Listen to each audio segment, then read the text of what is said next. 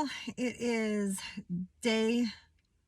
4 days out from starting the fast, and I did want to document kind of the end of day 5 and the going into pre-day 4. I keep saying day 4 and day 5 like that's not of the fast, it's before the fast. So I don't really know how to say that pre-fast. I don't know, whatever. But 4 days out from starting, I start on Wednesday, February 7th. So now it is February 3rd. And kind of still a mixed emotions, fearful but hopeful, nervous and excited all at the same time. Very split emotions as far as how I'm feeling going into this fast. Preparation still hard. I don't know why. I'm still on a schedule, and I'm going to make a separate video on what I've actually done to prepare for this fast, as far as what exactly my prep plans were for this fast, because I believe that's why I was successful. My first 40-day fast was that I prepared, and I didn't just prepare like, oh, next week is my 40-day fast. It was several weeks out, 4 weeks out to be exact. And so I'm going to go ahead and detail what I do. And I'm sure everyone is different, but I'm going to detail what I do just for documentation's sake. If anybody ever wants to watch this or learn from it or maybe glean from it, who knows? So today is 4 days out. And I really wanted to make this video outside in the woods or somewhere peaceful, but it is pouring rain and my rooster will not shut up. I thought, well, I'll just take an umbrella, but that didn't work because my rooster is just wherever I go, he is just screaming. So here I am in my car. And yesterday I had some interesting things. I made a video early in the morning for day 5, how I was feeling. I wasn't able to really talk very loud because my granddaughter was sleeping. But today, I'm out here in my car, and yesterday I just came up with, there was a lot of spiritual resistance yesterday. It's starting to build, and my husband says I'm the kind of person that can see Jesus in my mashed potatoes. Like everything, I see spiritual warfare every which direction. If somebody talks to me wrong, it was, spiritual warfare. We do not wrestle between flesh and blood, but by principalities and powers and spirits. I'm that girl. I walk in that.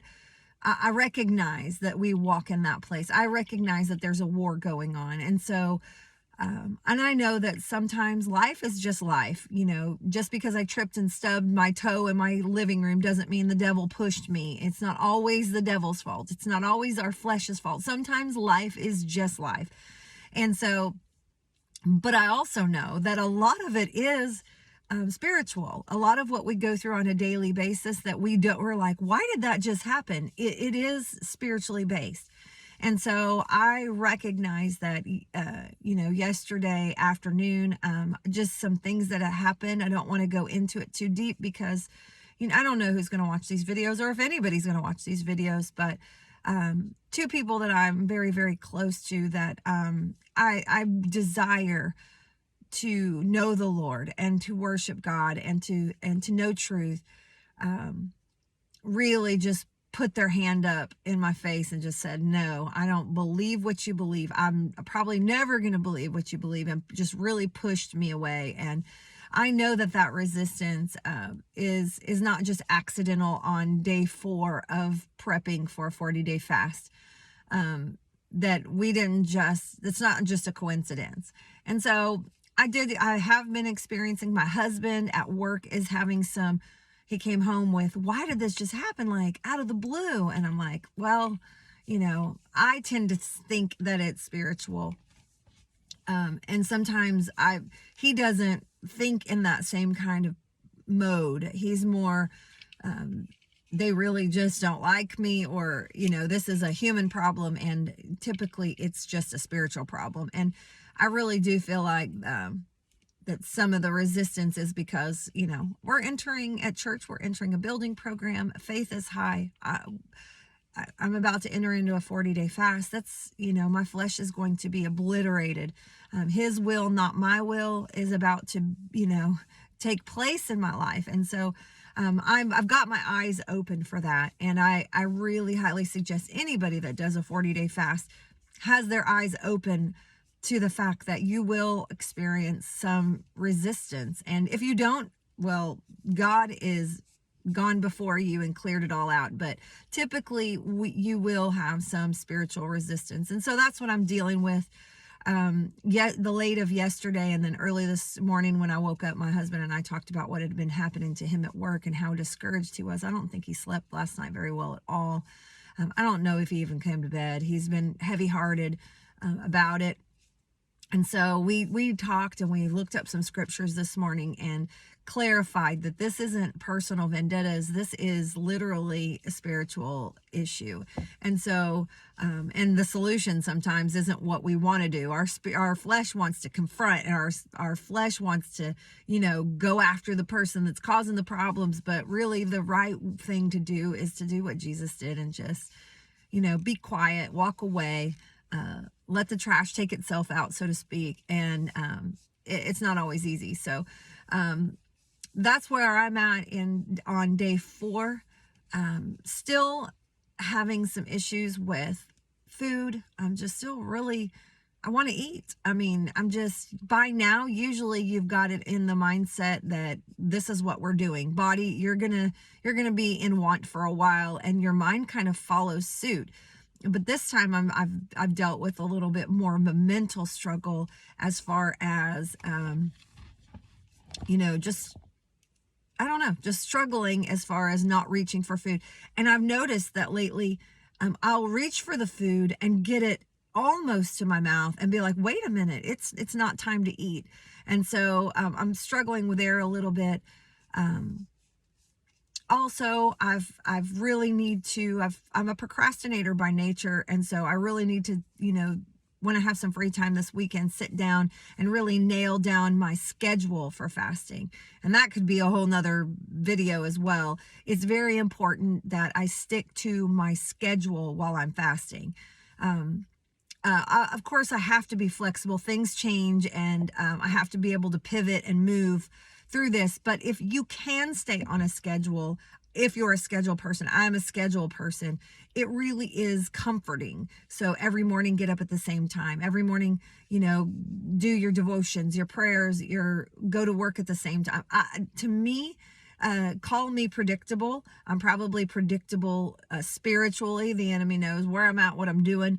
But in a 40-day fast, when you have your covering from your pastor, covering from those people that you set up, those pillars that you set up in your life, to pray for you, that's super important. By the way, that could probably be another whole video of setting up a structure for yourself to have people praying for you through this time, a covering, a hedge of protection, that people know that you're going through this process, and to be praying for your strength and your mental stability, and just positive prayers for you, but to stick to that schedule as much as possible. I need to kind of do that today. It's Saturday today, and it's raining. Obviously, I won't be able to get a lot of yard work done. It's springtime, and so garden prep has started, and that's also in my mind is, get ready for the garden. I really want to do that a lot this year, is really focus on growing food based on a word that God's given me, is to kind of nurture some things in my life. And garden is going to be where physically, in the physical world, that I can see some spiritual things blossom as well. So that's come into play, but I've got to focus right now on the 40 days that lay ahead of me and structuring that in a way that I can be successful, to make sure that on Mondays, if I'm not coming home, that I really need to grab extra drinks, be prepared for whatever I need to be prepared for. If I have to go to a meeting where there's food, that I need to take extra drinks. So, given that, I need to work on structuring my day. So that's where I'm at on prep day 4. feeling a little scattered. I mean, even this video, I'm kind of darting in and out. That's my nature too. I mean, I'm just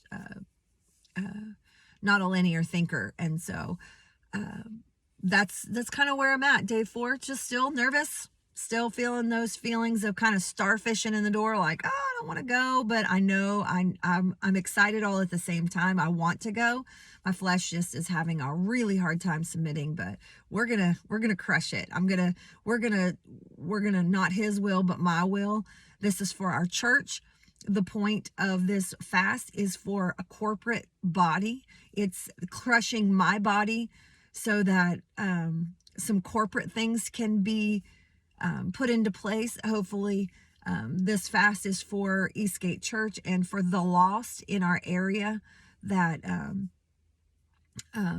things can get rolling spiritually, and also standing in the gap for people who don't have the mental and physical and spiritual fortitude that I've learned to have.